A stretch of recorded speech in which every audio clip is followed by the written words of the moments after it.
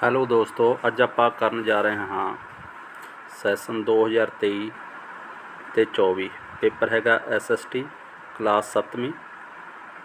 ਠੀਕ ਹੈ, ਸਭ ਤੋਂ ਪਹਿਲਾਂ ਤੁਸੀਂ ਆਪਣਾ ਨਾਮ ਲਿਖਣਾ, ਉਸ ਤੋਂ ਬਾਅਦ ਡੇਟ। ਠੀਕ ਹੈ, ਤੇ ਚਲੋ ਕਰਦੇ ਹਾਂ ਸ਼ੁਰੂ। ਸਭ ਤੋਂ ਪਹਿਲਾਂ ਹੈਗਾ ਹੇਠ ਲਿਖੇ ਪ੍ਰਸ਼ਨਾਂ ਦੇ ਉੱਤਰ ਦਿਓ। ਕੋਈ 5 ਪ੍ਰਸ਼ਨ ਕਰਨੇ ਨੇ ਆਪਾਂ ਨੇ। ਵਾਤਾਵਰਨ ਦੇ ਮੁੱਖ ਮੰਡਲ ਕਿਹੜੇ ਹਨ? ਵਾਤਾਵਰਨ ਦੇ 3 ਮੰਡਲ ਹਨ। ਸਭ ਤੋਂ ਪਹਿਲਾਂ ਵਾਯੂ ਮੰਡਲ, ਦੂਜਾ ਹੈ ਥਲ ਮੰਡਲ, ਤੀਸਰਾ ਹੈਗਾ ਜਲ ਮੰਡਲ। ਧਰਤੀ ਦੀਆਂ ਪਰਤਾਂ ਦੇ ਨਾਂ ਲਿਖੋ। ਧਰਤੀ ਦੀਆਂ 3 ਪਰਤਾਂ ਹਨ, ਇੱਕ ਸਿਆਲ, ਦੂਜਾ ਹੈਗਾ ਸੀਮਾ ਅਤੇ ਤੀਜੀ ਹੈਗੀ ਆ ਨਾਈਫ। ਪ੍ਰਸ਼ਨ ਨੰਬਰ C 'ਤੇ ਆ ਗਏ। ਧਰਤੀ ਨੂੰ ਭੂ ਖੁਰਨ ਤੋਂ ਕਿਵੇਂ ਬਚਾਇਆ ਜਾ ਸਕਦਾ ਹੈ? ਧਰਤੀ ਨੂੰ ਭੂ ਖੁਰਨ ਤੋਂ ਬਚਾਉਣ ਲਈ ਸਾਨੂੰ ਵੱਧ ਤੋਂ ਵੱਧ ਰੁੱਖ ਲਗਾਉਣੇ ਚਾਹੀਦੇ ਨੇ ਅਤੇ ਪੱਟੀਦਾਰ ਖੇਤੀ ਹੋ ਗਈ। ਠੀਕ ਹੈ, ਉਸ ਤੋਂ ਬਾਅਦ ਖੇਤੀ ਕਰਕੇ ਯਾਨੀ ਕਿ ਅਸੀਂ ਇਸ ਨੂੰ ਬਚਾ ਸਕਦੇ ਹਾਂਗੇ। ਅਤੇ ਪ੍ਰਸ਼ਨ ਨੰਬਰ ਅੱਗੇ ਆ ਗਿਆ D। ਧਰਤੀ ਦੇ ਪ੍ਰਮੁੱਖ ਕਿੰਨੇ ਪ੍ਰਕਾਰ ਦੀਆਂ ਚਟਾਨਾਂ ਪਾਈਆਂ ਜਾਂਦੀਆਂ ਹਨ? ਠੀਕ ਆ, ਅਤੇ ਧਰਤੀ ਦੇ ਕਈ ਤਰ੍ਹਾਂ ਦੀਆਂ ਚਟਾਨਾਂ ਪਾਈਆਂ ਜਾਂਦੀਆਂ ਹਨ। ਅਤੇ ਨਿਰਮਾਣ ਦੇ ਆਧਾਰ 'ਤੇ ਚਟਾਨਾਂ 3 ਪ੍ਰਕਾਰ ਦੀਆਂ ਹੁੰਦੀਆਂ ਹਨ: ਅਗਨੀ ਚਟਾਨਾਂ, ਤਲਸੱਟੀ ਚਟਾਨਾਂ ਅਤੇ ਰੂਪਾਂਤਰਕ ਚਟਾਨਾਂ। ਠੀਕ ਆ, ਅੱਗੇ ਆ ਗਿਆ E। ਕੁਦਰਤੀ ਬਨਸਪਤੀ ਤੋਂ ਕੀ ਭਾਵ ਹੈ? ਕੁਦਰਤੀ ਬਨਸਪਤੀ ਪੌਦਿਆਂ ਦਾ ਉਹ ਸਮੂਹ ਹੁੰਦਾ ਹੈ ਜੋ ਮਨੁੱਖ ਦੀ ਸਹਾਇਤਾ ਬਿਨਾਂ ਕੁਦਰਤੀ ਤੌਰ 'ਤੇ ਆਪ ਹੀ ਉਗਾਉਂਦੇ ਹਨ। ਉਹਨਾਂ ਨੂੰ ਅਸੀਂ ਕੁਦਰਤੀ ਬਨਸਪਤੀ ਆਖਦੇ ਹਾਂ। ਅੱਗੇ ਹੈਗਾ F। ਵਣ ਅਸਿੱਧੇ ਤੌਰ 'ਤੇ ਸਾਡੀ ਕਿਵੇਂ ਸਹਾਇਤਾ ਕਰਦੇ ਹਨ? ਵਣ ਜਿਹੜੇ ਹੁੰਦੇ ਨੇ ਇਹ ਵਾਤਾਵਰਨ ਤੋਂ ਕਾਰਬਨ ਡਾਈਆਕਸਾਈਡ ਲੈ ਕੇ ਆਕਸੀਜਨ ਛੱਡਦੇ ਨੇਗੇ। ਇਹ ਵਰਖਾ ਲਿਆਉਣ ਵਿੱਚ ਸਹਾਇਕ ਹੁੰਦੇ ਨੇ। ਇਹ ਜੰਗਲੀ ਜਾਨਵਰਾਂ ਅਤੇ ਪੰਛੀਆਂ ਨੂੰ ਆਵਾਸ ਪ੍ਰਦਾਨ ਕਰਦੇ ਨੇ। ਅੱਗੇ ਪ੍ਰਸ਼ਨ ਨੰਬਰ ਆ ਗਿਆ ਦੂਜਾ ਜੀ। ਹੇਠ ਲਿਖੇ ਪ੍ਰਸ਼ਨਾਂ ਦੇ ਉੱਤਰ ਦਿਓ। ਮਾਨਸੂਨੀ ਜੰਗਲਾਂ ਨੂੰ ਪਤਝੜੀ ਵਣਾਂ ਦੇ ਨਾਂ ਨਾਲ ਕਿਉਂ ਪੁਕਾਰਿਆ ਜਾਂਦਾ ਹੈ? ਇਹਦਾ ਆਨਸਰ ਹੈਗਾ ਇਹ ਵਣ ਉਹਨਾਂ ਖੇਤਰਾਂ ਵਿੱਚ ਬਥੇਰੇ ਹੁੰਦੇ ਹਨ ਜਿੱਥੇ ਮਾਨਸੂਨ ਆਉਣਾ ਕਾਰਨ ਜ਼ਿਆਦਾ ਵਰਖਾ ਹੁੰਦੀ ਹੈ। ਇਸ ਕਰਕੇ ਇਹਨਾਂ ਨੂੰ ਮਾਨਸੂਨੀ ਵਣ ਵੀ ਕਿਹਾ ਜਾਂਦਾ ਹੈ। ਇਹਨਾਂ ਦੇ ਪੱਤੇ ਚੌੜੇ ਅਤੇ ਵੱਡੇ ਹੁੰਦੇ ਹਨ। ਜਿਹੜੀ ਰੁੱਤ ਵਿੱਚ ਵਰਖਾ ਨਹੀਂ ਹੁੰਦੀ ਇਹ ਵਣ ਆਪਣੇ ਪੱਤੇ ਝਾੜ ਦਿੰਦੇ ਹਨ। ਇਸ ਕਰਕੇ ਇਹਨਾਂ ਨੂੰ ਪਤਝੜੀ ਵਣ ਵੀ ਕਿਹਾ ਜਾਂਦਾ ਹੈ। ਕੁਐਸਚਨ ਨੰਬਰ ਅਗਲਾ।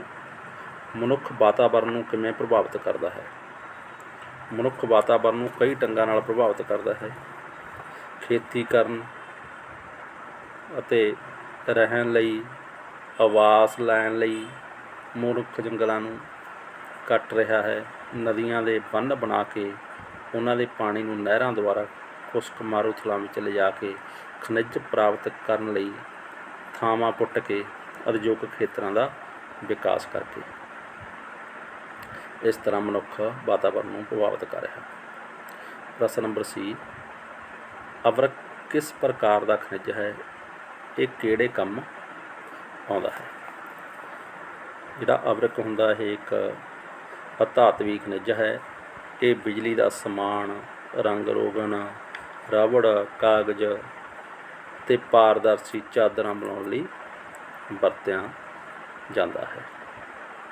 ਅੱਗੇ ਹੈਗਾ ਵਣਾਂ ਦੀ ਸੰਭਾਲ ਕਿਉਂ ਜ਼ਰੂਰੀ ਹੈ? ਵਣਾਂ ਦਾ ਸਾਡੇ ਜੀਵਨ ਵਿੱਚ ਬਹੁਤ ਮਹੱਤਵ ਹੈ ਕਿਉਂਕਿ ਇਹ ਸਾਡੀਆਂ ਮੁੱਢਲੀਆਂ ਲੋੜਾਂ ਪੂਰੀਆਂ ਕਰਦੇ ਹਨ। ਵਣਾਂ ਤੋਂ ਪ੍ਰਾਪਤ ਲੱਕੜੀ ਦੀ ਵਰਤੋਂ ਬਾਲਣ, ਫਰਨੀਚਰ, ਹੋਰ ਕੰਮ ਜਿਵੇਂ ਕਾਗਜ਼ ਬਣਾਉਣ ਆਦਿ ਲਈ ਵੀ ਕੀਤੀ ਜਾਂਦੀ ਹੈ। ਇਸ ਤੋਂ ਇਲਾਵਾ ਵਣ ਵਰਖਾ ਲਿਆਉਣ ਵਿੱਚ ਵੀ ਸਹਾਇਕ ਹੁੰਦੇ ਹਨ। ਠੀਕ ਆ, ਵਣਾਂ ਤੋਂ ਭੋਂ ਖੋਰ ਨੂੰ ਰੋਕਦੇ ਨੇ ਬਣ। ਬਣ ਸਾਡੇ ਜੀਵਨ ਦਾਤਾ ਹਨ, ਇਸ ਲਈ ਬਣਾਂ ਦੀ ਸੰਭਾਲ ਜ਼ਰੂਰੀ ਹੈ। ਅੱਗੇ ਹੈਗਾ ਈ, ਤਰਲ ਸੋਨਾ ਕਿਸ ਨੂੰ ਆਖਦੇ ਹਨ? ਇਸ ਬਾਰੇ ਸੰਖੇਪ ਆਪਾਂ ਜਾਣਕਾਰੀ ਦੇਣੀ ਹੈਗੀ। ਤਰਲ ਸੋਨਾ ਖਣਿਜ ਤੇਲ ਜਾਂ ਪੈਟਰੋਲੀਅਮ ਨੂੰ ਕਿਹਾ ਜਾਂਦਾ ਹੈ। ਇਸ ਦੀ ਉਦਯੋਗਿਕ ਅਤੇ ਆਵਾਜਾਈ ਦੇ ਸਾਧਨਾਂ ਵਿੱਚ ਮਹੱਤਤਾ ਕਰਕੇ ਇਸ ਨੂੰ ਇਹ ਨਾਂ ਦਿੱਤਾ ਗਿਆ ਹੈ। ਇਹ ਜੀਵ ਜੰਤੂਆਂ ਦੇ ਤਹਿਦਾਰ ਚਟਾਨਾਂ ਵਿੱਚ ਲੱਖਾਂ ਸਾਲਾਂ ਤੱਕ ਦੱਬੇ ਰਹਿਣ ਨਾਲ ਬਣਿਆ ਹੈ। ਅੱਗੇ ਆ ਗਈਆਂ ਜੀ ਖਾਲੀ ਥਾਵਾਂ। ਖਾਲੀ ਥਾਵਾਂ ਦੇ ਵਿੱਚ ਵਾਤਾਵਰਨ ਨੂੰ ਡੈਸ਼ ਮੰਡਲਾਂ ਵਿੱਚ ਵੰਡਿਆ ਗਿਆ ਹੈ। 3 ਮੰਡਲਾਂ ਦੇ ਵਿੱਚ ਵੰਡਿਆ ਗਿਆ ਗਾ। ਅੱਗੇ ਹੈਗਾ ਜੀਵ ਮੰਡਲ ਵਿੱਚ ਅਗਲਾ ਹੈਗਾ ਬੀ, ਡੈਸ਼ ਜੰਗਲਾਂ ਨੂੰ ਸਦਾਬਹਾਰ ਜੰਗਲ ਵੀ ਕਿਹਾ ਜਾਂਦਾ ਹੈ, ਨਕੀਲੇ ਪੱਤਿਆਂ ਵਾਲੇ। ਠੀਕ ਹੈ। ਅੱਗੇ ਅਗਲਾ ਆ ਗਿਆ ਜੀ, ਪ੍ਰਿਥਵੀ ਦੀ ਸਤ੍ਹਾ ਦਾ ਡੈਸ਼ ਭਾਗ ਪਾਣੀ ਨੇ ਘੇਰਿਆ ਹੋਇਆ ਹੈ, 71%। ਅੱਗੇ ਆ ਗਿਆ ਜੀ ਰਾਈਟ ਤੇ ਰੌਂਗ, ਅੱਗੇ ਸਹੀ ਜਾਂ ਗਲਤ। ਧਰਤੀ ਉੱਪਰ ਜਲ ਦੀ ਤੁਲਨਾ ਨਾਲੋਂ ਥਲ ਬਥੇਰੇ ਹੈ, ਤਾਂ ਇਸਦਾ ਆਨਸਰ ਗਲਤ ਹੈਗਾ। ਅੱਗੇ ਬੀ ਹੈਗਾ ਜੀਵ ਮੰਡਲ ਵਿੱਚ ਪੇੜ ਪੌਦੇ ਸ਼ਾਮਲ ਨਹੀਂ ਹਨ, ਇਹ ਵੀ ਗਲਤ ਹੈਗਾ। ਅੱਗੇ ਹੈਗਾ ਸੀ, ਭਾਰਤ ਦਾ ਥਾਰ ਮਾਰੂਥਲ ਇੱਕ ਗਰਮ ਮਾਰੂਥਲ ਹੈ, ਇਹ ਕੀ ਹੈਗਾ? ਠੀਕ ਆ।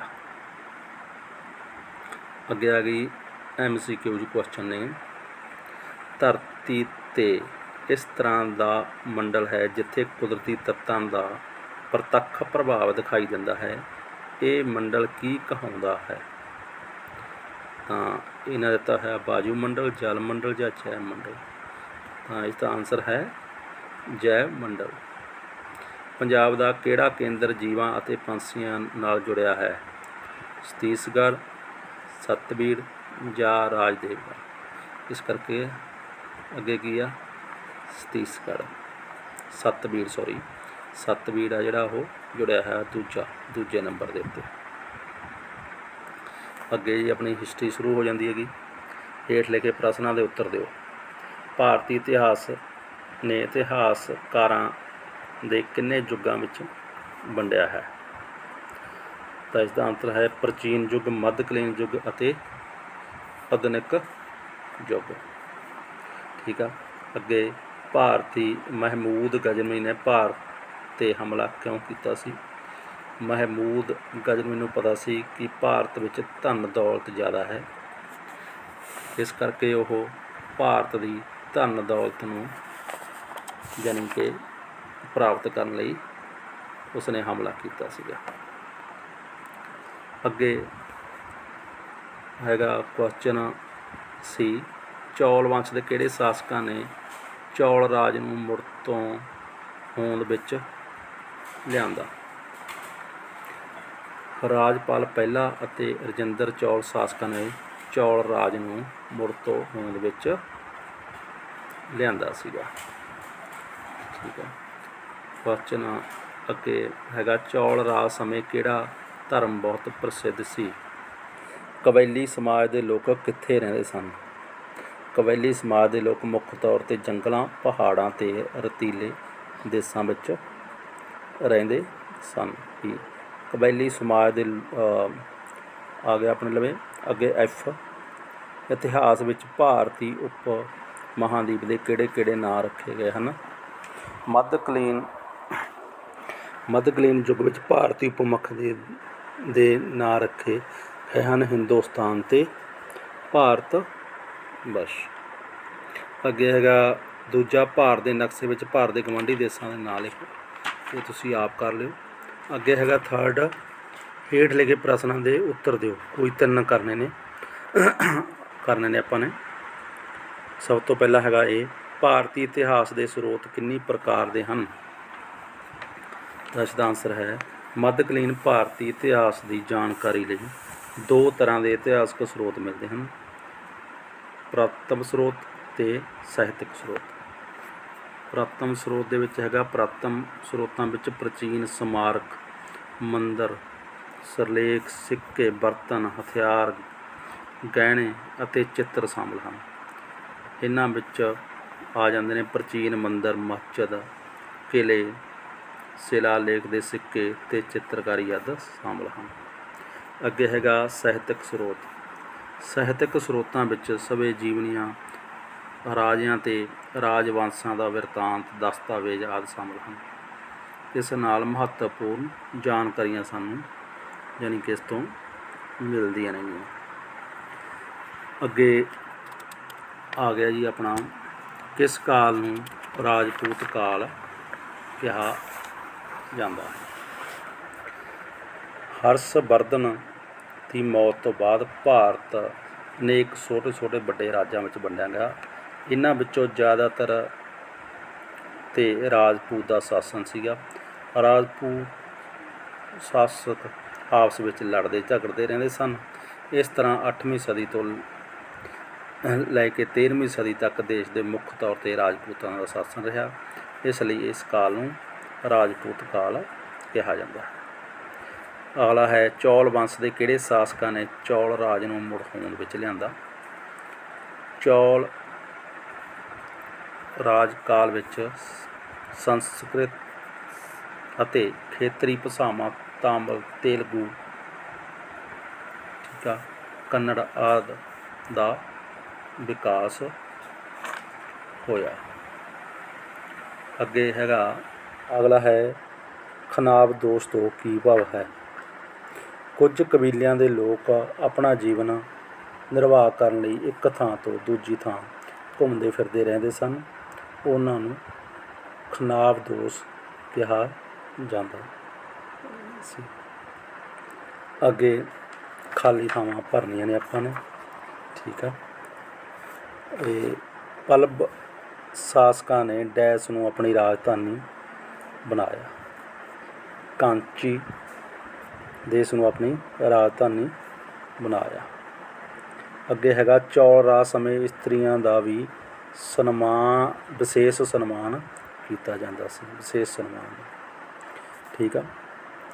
ਅਗਲਾ ਹੈਗਾ ਸੀ ਮਹਿਰ ਭੋਜ ਡੈਸ਼ ਵੰਸ਼ ਦਾ ਸ਼ਾਸਕ ਸੀ, ਪ੍ਰਤੀਹਾਰ, ਠੀਕ ਆ। ਅਗਲਾ ਡੀ ਹੈਗਾ ਤਾਨਸੇਨ ਇੱਕ ਪ੍ਰਸਿੱਧ ਸੰਗੀਤਕਾਰ ਸੀ। ਅਗਲਾ ਆਪਾਂ ਨੇ ਕਰਨਾ ਗਾ ਰਾਈਟ ਜਾਂ ਰੋਂਗ ਦੇ ਵਿੱਚ ਆਨਸਰ ਦੇਣੇ ਨੇਗੇ, ਸਹੀ ਜਾਂ ਗਲਤ। ਮਹਿਮੂਦ ਗਜ਼ਨਵੀ ਨੇ ਭਾਰਤ ਉੱਤੇ 17 ਹਮਲੇ ਕੀਤੇ। ਇਸ ਦਾ ਆਨਸਰ ਬਿਲਕੁਲ ਸਹੀ ਹੈ। ਵੀ ਮੱਧਕਾਲੀਨ ਯੁੱਗ ਵਿੱਚ ਵਪਾਰ ਅਤੇ ਵਣਜ ਵਿਕਾਸ ਲਈ ਵਿਸ਼ੇਸ਼ ਸੁਧਾਰ ਕੀਤੇ ਗਏ। ਇਸ ਦਾ ਆਨਸਰ ਵੀ ਸਹੀ ਹੈ। ਚੌਲ ਰਾਜ ਪ੍ਰਾਂਤਾਂ ਵਿੱਚ ਵੰਡਿਆ ਹੋਇਆ ਸੀ। ਇਸ ਦਾ ਆਨਸਰ ਵੀ ਸਹੀ ਹੈ। ਅਗਲਾ ਹੈਗਾ ਕਬੀਲਿਆਂ ਦੇ ਲੋਕਾਂ ਦਾ ਮੁੱਖ ਕੰਮ ਵਪਾਰ ਕਰਨਾ ਸੀ। ਇਸ ਦਾ ਆਨਸਰ ਗਲਤ ਹੈ।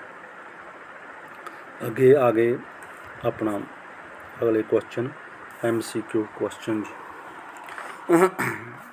ਆ ਗਏ ਨੇ। ਅਤੇ ਅਹੋਮ ਲੋਕ 13ਵੀਂ ਸਦੀ ਵਿੱਚ ਬਾਹਰ ਤੋਂ ਅਸਾਮ ਵਿੱਚ ਆਏ ਸਨ।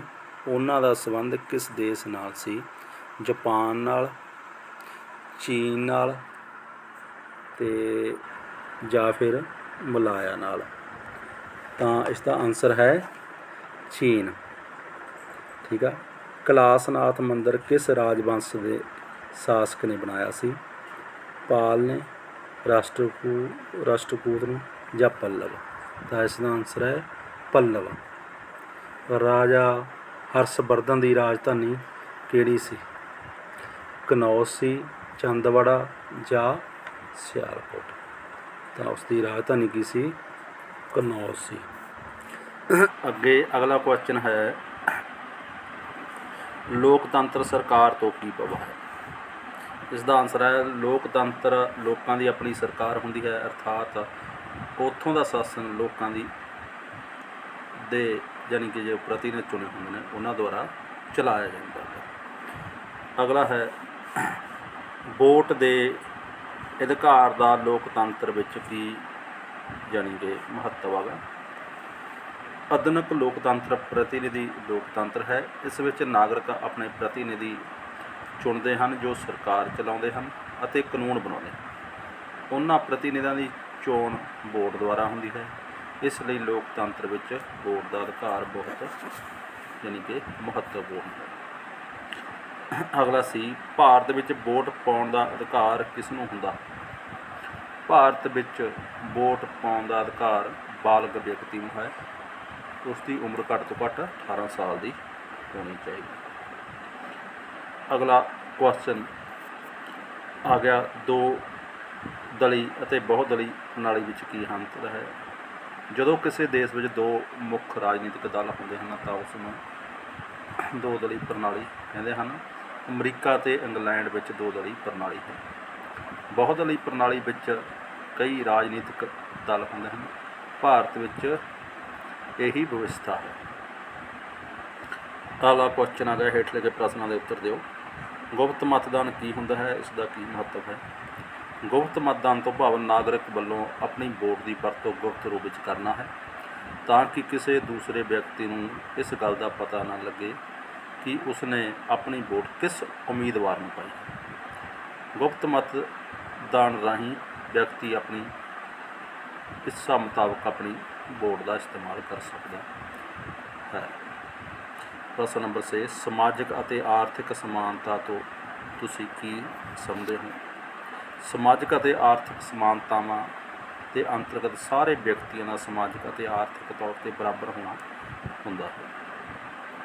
ਅੱਗੇ ਰਾਜਨੀਤਿਕ ਦਲਾਂ ਦੇ ਕੋਈ ਦੋ ਕੰਮ ਲਿਖਣੇ ਨੇ।